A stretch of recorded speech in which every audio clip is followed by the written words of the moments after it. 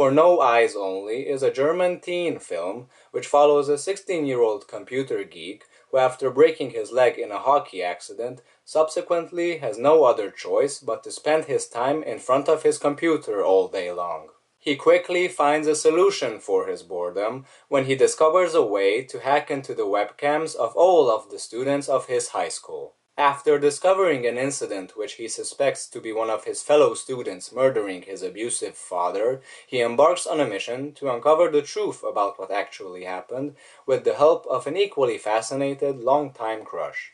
Basically, it's Rear Window with webcams and teenagers. To quote the director from the Q&A session that was held after the screening I was at, the idea wasn't necessarily to do a remake of Rear Window.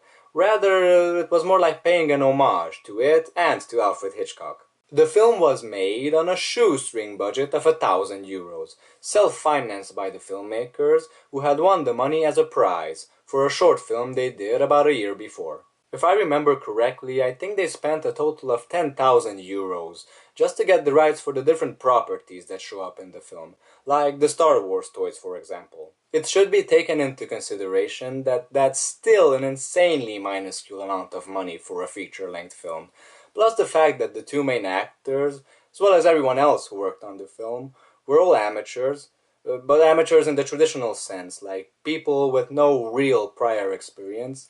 Makes me want to give props to them for making this film look as professional as it does. Allegedly, the scenario the film presents isn't really all that far-fetched.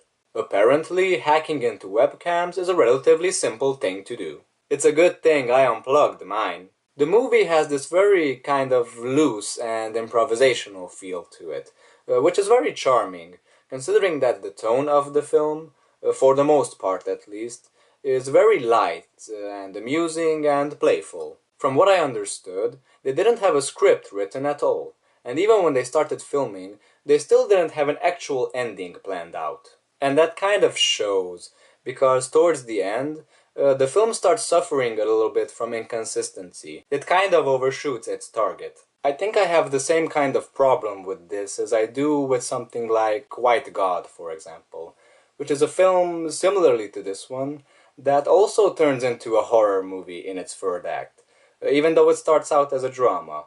And with this starts out more like a dark comedy, let's say, but it turns into something very serious. With something like White God, I could really appreciate it as a drama and this kind of survival story. I couldn't really appreciate it as this kind of apocalyptic tale it eventually turns into.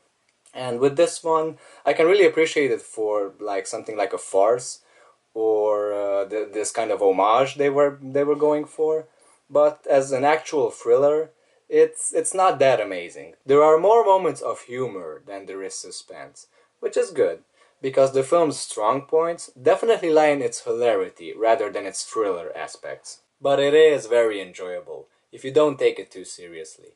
I mean, during its 90-something minutes, I was highly entertained. And the way they eventually decided to end it, I thought was pretty clever, with a nice little Hitchcockian twist to tie up all of the clues that were laid out throughout the film. So that's it, folks. Thanks for watching. I appreciate it, as always, and see you soon. Whoa!